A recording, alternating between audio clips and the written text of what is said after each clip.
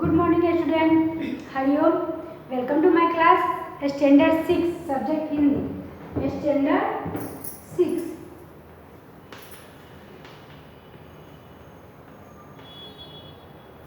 Standard 6 subject Hindi.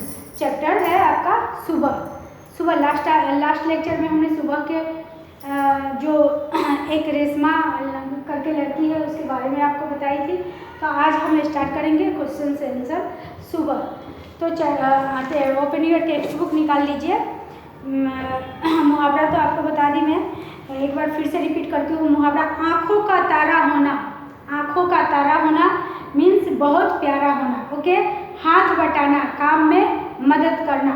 पीठ थपथपाना शाबाशी देना. जब रेशमा अच्छा काम करती है तो उसकी माँ क्या करती है, पीठ थपथपाती है और उसे शाबाशी देती है. तो हम अभ्यास में उदाहरण के अनुसार निम्नलिखित शब्दों का वाक्य में प्रयोग कीजिए. जैसे डंक मारना है तो आकाश में काले काले बादल मंडराने लगे हैं. मंडराना है ना, मंडराना क्या है, मंडराना. तो वैसे वाक्य बनाना है तो वन है फर्स्ट वाला बाधा, सेकंड उत्सुकता, थर्ड दृढ़ता, फोर्थ बुजुर्ग और फिफ्थ व्यस्त. तो हमें इसको क्या करना है, उदाहरण के अनुसार निम्नलिखित शब्दों का वाक्य में प्रयोग कीजिए. सेकंड क्वेश्चन आपके आएंगे, प्रश्नों का उत्तर दीजिए. दादी आपका यह धमाकेदार धक्का मुझे हमेशा याद रहेगा. गोलू ने रेशमा से ऐसा क्यों कहा. ओके. तो हम अभी बोर्ड पे देखेंगे.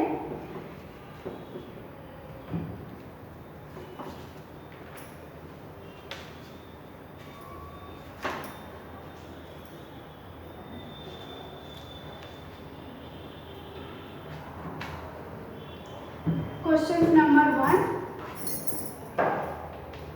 है ना.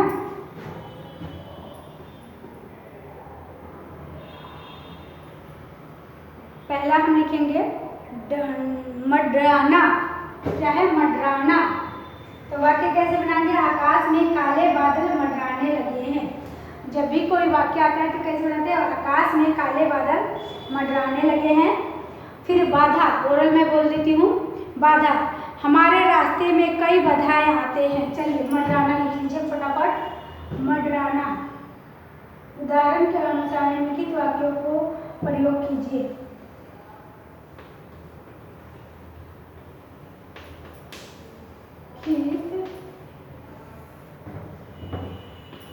वाक्यों को प्रयोग कीजिए.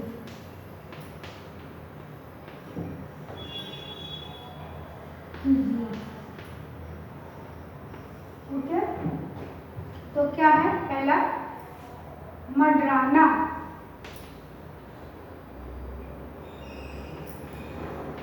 मंडराना, आकाश में काले बादल मंडराने लगे.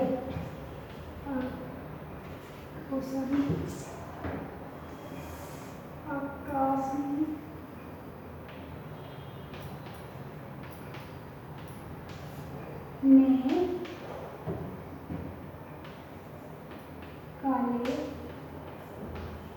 काले बादल मंडराने लगे.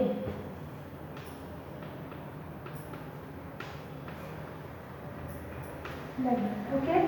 सेकेंड है बाधा.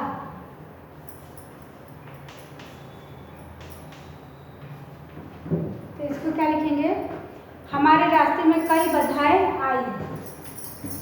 हमारे रास्ते में कई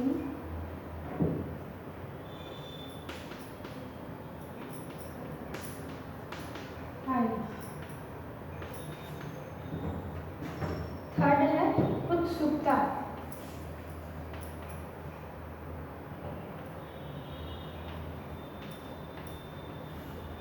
उत्सुकता. मुझे मेला देखने की बड़ी उत्सुकता थी. मुझे मेला की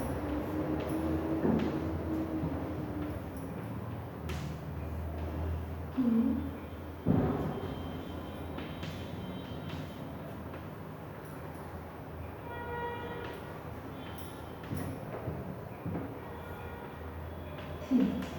ओके, फोर्थ नंबर में लिखेंगे बुजुर्ग, फोर्थ में लिखेंगे दृढ़ता, दृढ़ता, दृढ़ता का क्या लिखेंगे? व्यायाम से शरीर में दृढ़ता आती है, व्यायाम करने से क्या आता है? शरीर में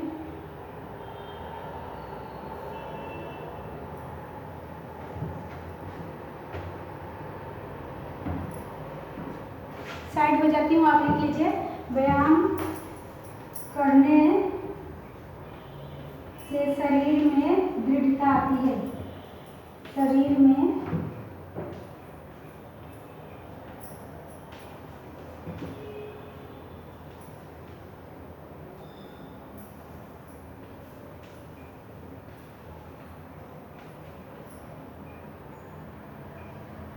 आती है।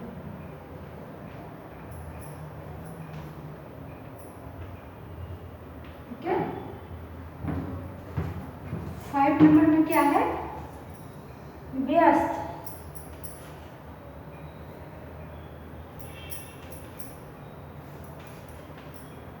व्यस्त, व्यस्त का लिखेंगे हम सुबह होते ही सब अपने अपने काम में व्यस्त हो जाते हैं। पहले लिखते 5th में बुजुर्ग,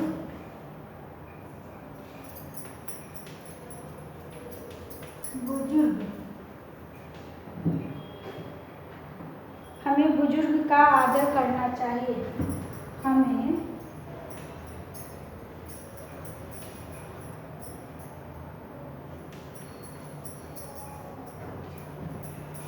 का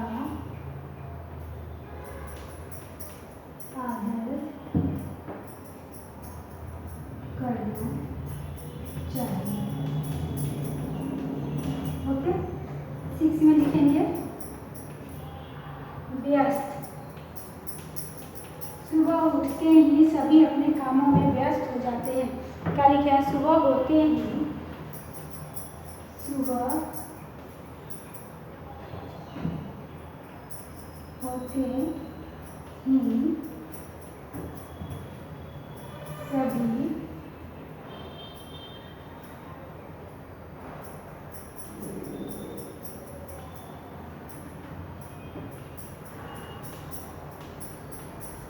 कामों में व्यस्त हो जाते हैं।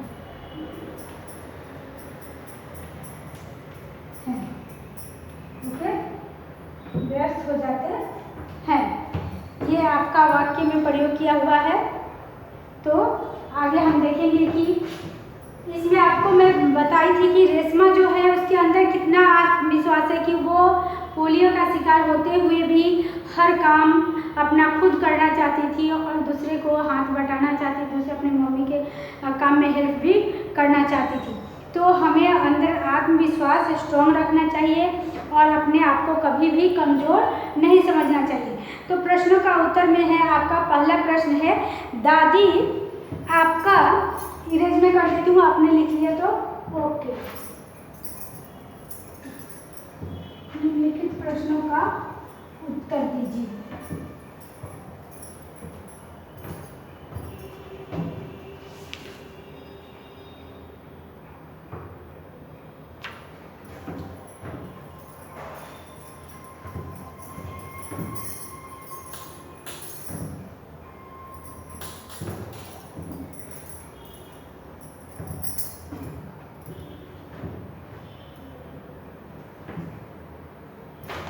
निम्नलिखित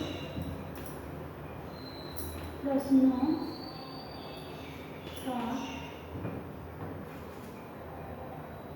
उत्तर दीजिए।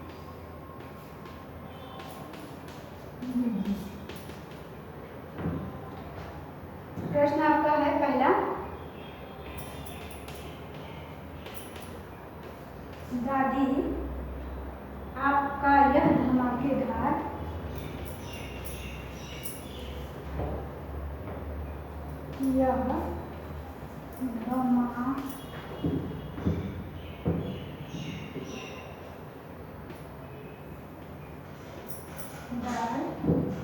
धक्का मुझे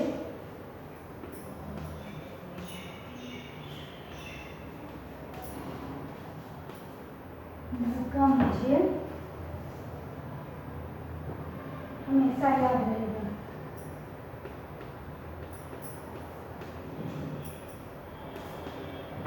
हमेशा याद रहेगा। गोलू ने रेशमा से ऐसा क्यों कहा? गोलू ने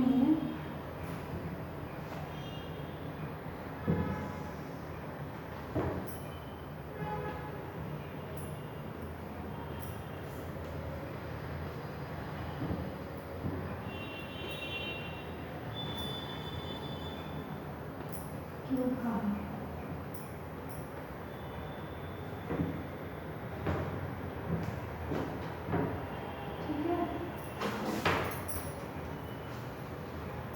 चलिए आंसर आप लिखेंगे कि दादी आपका यह धमाकेदार धक्का मुझे याद रहेगा, है ना।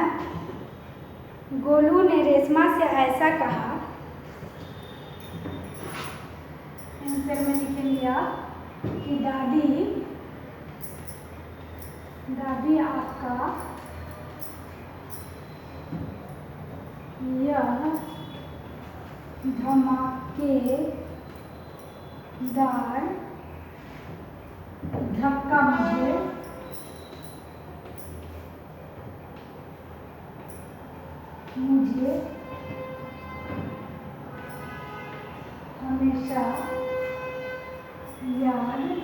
धमाकेदार धक्का मुझे हमेशा याद रहेगा। गोलू ने रेशमा से ऐसा कहा कि गोलू ने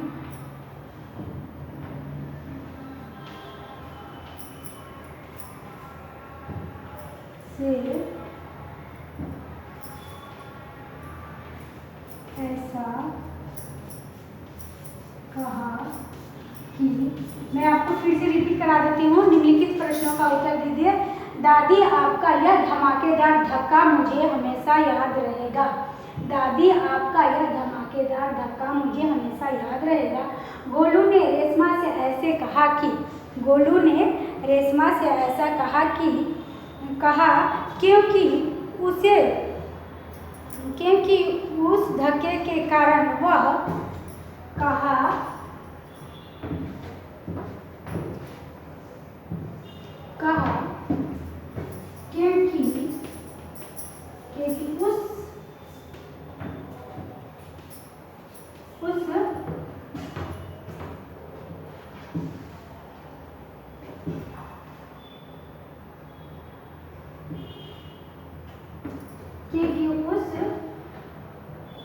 उस धक्के के कारण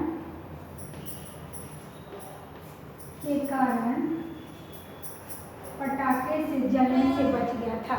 क्योंकि उस धक्का के कारण पटाखे से जलने से बच गया था। लिख लीजिए, धक्के के कारण पटाखे से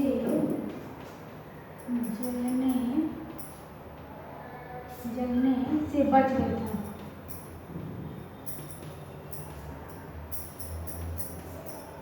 है ना।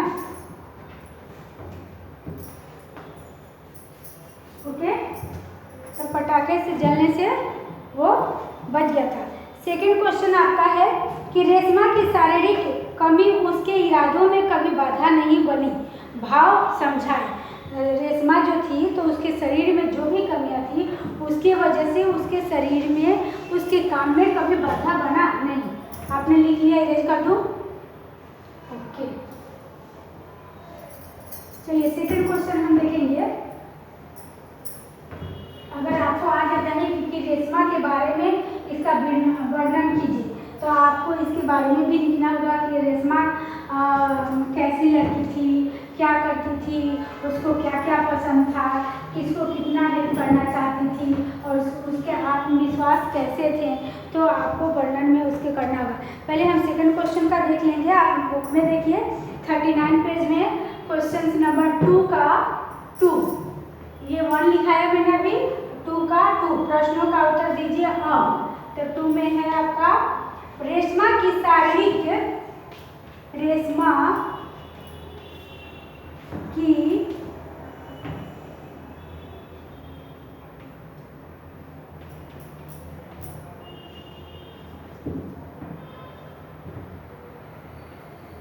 विद कमी उसके क्या था, उसके काम में, उसके इरादों में कभी बाधा नहीं बनी। उसके इरादों में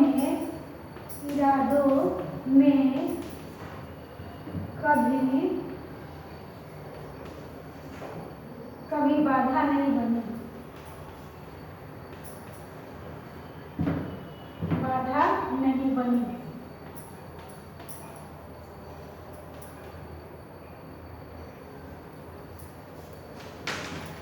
कभी बाधा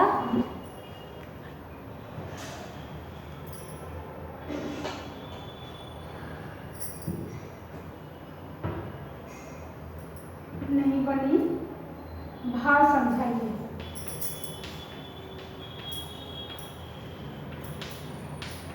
ओके, ये आपका क्वेश्चन हुआ है ना, और आंसर भी मैं बता रही हूँ, ओरल भी बोलूँगी और आपको रिटन भी, जैसे आपको सूटेबल लगे आपको लिख लेना है, लर्न कर लेना है, और इसको 2 टाइम 1 टाइम लिखेंगे तो आपको जल्दी से लर्न भी हो जाएगा और आप अपनी भाषा में अच्छी तरह से लिख भी सकते हैं। समझाइए,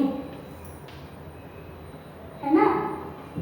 चलिए, तो रेशमा की शारीरिक कमी उसके इरादों में कभी बाधा नहीं आई, तो क्या लिखेंगे आंसर में, पोलियो के कारण रेशमा के दोनों पांव बेजान हो गए। आंसर में लिखेंगे पोलियो के, लिखिए पोलियो के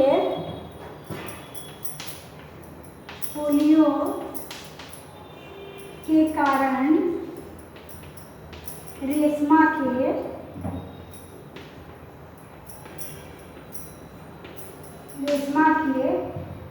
पोलियो के कारण रेशमा के दोनों पांव बेजान हो गए थे, लेकिन दोनों पांव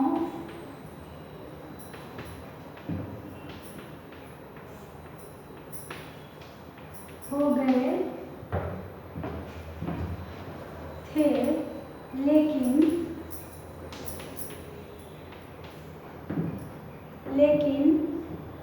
इस शारीरिक कमी से उसकी हिम्मत में कमी नहीं आई थी। लेकिन इस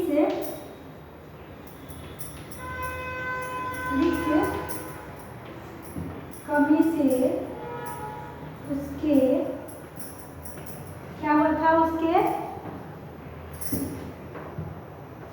उसके हिम्मत में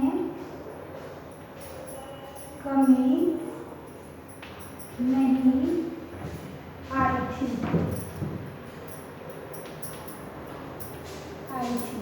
ओके, पोलियो से उसके पैर निकम्मे हो गए थे, पर उसका मन पोलियो से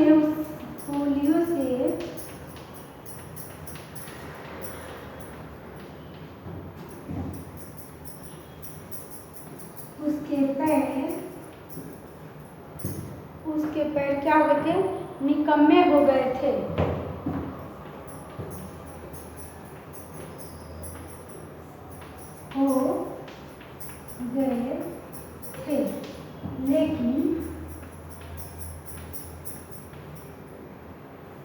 लेकिन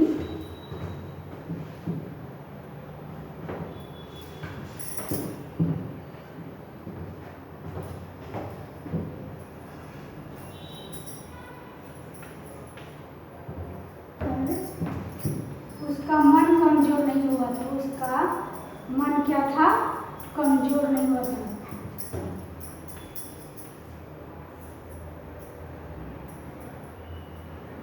कमजोर नहीं हुआ था। ओके, उसका मन क्या था, कमजोर नहीं हुआ था। तो आपको तो समझ में आ गया। यदि आपकी कक्षा में रेशमा की तरफ कोई बच्चा दाखिला ले तो आप यहाँ क्वेश्चन आ रहा है किन किन बातों का ध्यान रखेंगे, किस तरह उसकी सहायता करेंगे, ओके, और विद्यालय में क्या परिवर्तन करना चाहेंगे, बाकी बच्चों को क्या सलाह देंगे।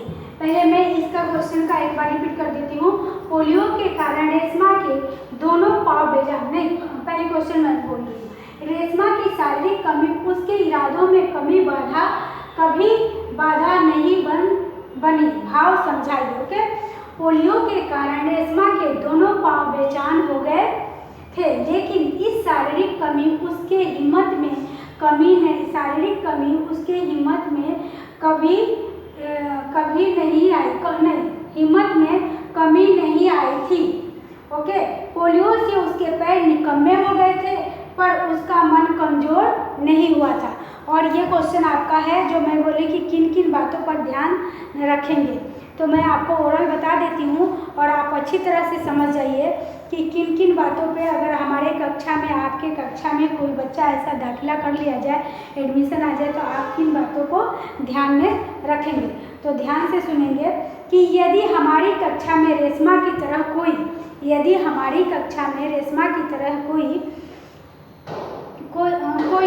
विकलांग बच्चा दाखिला हो तो मैं उसकी हंसी नहीं उड़ाऊंगा। क्या करूंगा?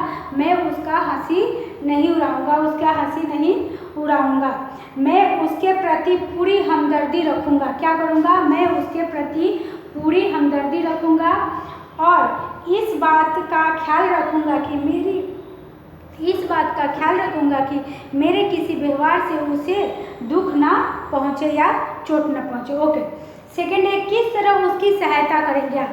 अगर आपका बच्चा ऐसा आ जाता है तो आप किस तरह से सहायता करेंगे। मैं खेल कूद तथा अन्य प्राकृतिक में अपने विकलांग सहपाठियों को अवश्य शामिल करूंगा। मैं खेल कूद में अपने विकलांग सहपाठियों को अवश्य सहायता करूंगा और शामिल भी करूंगा। मैं किसी भी तरह उसकी अपेक्षा नहीं होने दूंगा और किसी से उसका कंपैरिजन नहीं करेंगे। ओके। फिर नेक्स्ट क्वेश्चन आपका आएगा, विद्यालय में क्या परिवर्तन करना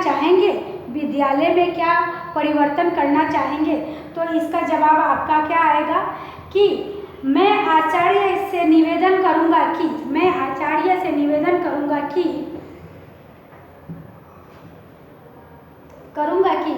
ये शाला में ऐसा कार्यक्रम का आयोजन करे। मैं अपने सहायक से ऐसा रिक्वेस्ट करूंगा कि ऐसा इस विद्यालय में ऐसा कोई कार्यक्रम करे कि पूरा करे कि जिनमें विकलांग विद्यार्थी भी भाग ले सके। ऐसा कोई कार्य करे कि विकलांग विद्यार्थी भी भाग ले सके। हमें अपने विद्यालय के सहायक को ऐसा बताना पड़ेगा। बाकी बच्चों से क्या सलाह देंगे, बाकी बच्चों को क्या सलाह देंगे। मैं बाकी बच्चों को यह सलाह दूंगा कि ये उस विकलांग साथी को पूरा सहयोग दे और उसके साथ प्रेम पूर्वक व्यवहार करें। क्या करें? उसके साथ हमें प्रेम पूर्वक व्यवहार करना चाहिए, उसका जितना हो सके उससे मदद करना चाहिए और उनकी कभी भी हंसी उड़ानी नहीं चाहिए। आपको देखने में लगता है कि ये विकलांग बच्चे हैं या उनके में किसी चीज़ की कमी है, पर आप वन साइड से आप सोचिए, उसके में भी इतना कोई अच्छा क्वालिटी का गुण होता है जो हमारे जैसे लोगों में नहीं होता और उनके अंदर आत्मविश्वास इतना स्ट्रांग होता है कि वो हर चीज़ करने के लिए क्षमता रखते हैं और वो तैयार होते हैं। तो हमें कभी भी निराश नहीं होना चाहिए। हमें रेशमा से बहुत कुछ सीखने को भी मिला। तो आपका ये 2 क्वेश्चन कंप्लीट हो गया। आगे आपको सोच कर बताइए कि दीपावली पर आपके परिवार में क्या क्या विशेष तैयारियां की जाती है। इसमें आपको अपने आप से लिखना है। तो ये आपका होमवर्क है कि दीपावली पर आपके परिवार में क्या क्या विशेष तैयारियां की जाती है। तो आप जैसे दीपावली का ऐसे लिखते हैं वैसे इसके बारे में आप लिख सकते हैं। सेकंड क्वेश्चन है, क्या दीपावली पर पटाखे छुड़ाने चाहिए, क्यों। क्या दीपावली पर पटाखे हमें छुड़ाना चाहिए, क्यों, इसके बारे में आपको लिखना है। तो मैं इसके बारे में आपको थोड़ा सा ठोस बता देती हूँ कि दीपावली पर पटाखे नहीं छोड़ने चाहिए क्योंकि थोड़ी सी खुशी मिलती है। क्या हम छोड़ते हैं तो क्या मिलती है? थोड़ी सी खुशी मिलती है, परंतु भारी खतरा रहता है, परंतु भारी खतरा रहता है। पटाखों के कारण पैसों की बर्बादी होती है और वायु प्रदूषण भी होता है। पटाखों के कारण क्या होता है? पैसों की बर्बादी भी होती है और वायु प्रदूषण भी होता है। तो हमें खास करके इन बातों को ध्यान में रख के दीपावली के दिन पटाखा छुड़ाना चाहिए। जैसे फुलझड़ी वगैरह है, छोटा मोटा एक कर सकते हैं, लेकिन उतना नहीं करना चाहिए जिससे हमें नुकसान पहुँचे, आगे वाले को नुकसान पहुँचे और प्रदूषण से हमारे वातावरण खराब हो सके। ओके, किसी ऐसी घटना का वर्णन कीजिए जब आपको किसी ने बचाया हो या आपने किसी की सहायता की है। आपको किसी ऐसी घटना का वर्णन करना है जब आपको किसी ने बचाया हो या किसी की आपने सहायता की हो। तो हम कैसे इसकी सहायता करेंगे? पिछले वर्षों में मैंने अपने मामा जी के गांव गया था। क्या लिखेंगे? मैं अपने मामा जी के गांव गया था या चाचा जी के गांव गया था। यहाँ नदी के बहते बहते पानी में क्या हुआ था? गहरे पानी में चला गया और डूबने लगा था। वो नाना जी के यहाँ गया था तो गहरे पानी में डूबने लगे थे, तो फिर उनको डूबने लगा, तैरने नहीं आने के कारण संकट में पड़ गए।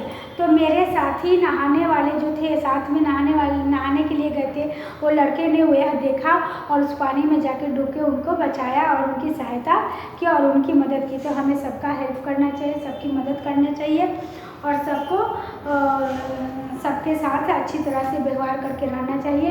सबका मान सम्मान, और उसको मैं क्या बोल रहे हैं, मैं क्या बोल रही हूँ, आप क्या बोल रहे हैं, कौन सी बातें किसी को दुख पहुँचाएगी, चोट पहुँचाएंगी, इस बातों पे ध्यान में रखते हुए हमें बातें करनी चाहिए, बोलनी चाहिए और रेशमा की तरह स्ट्रॉन्ग बनना चाहिए, आत्मविश्वासी बनना चाहिए, हमें कमज़ोर नहीं बनना चाहिए। तो ये चैप्टर आज के लिए यहाँ तक। आगे मैं स्वाध्याय का क्वेश्चन आंसर आपको लिखवाऊंगी। ओके, हरिओम।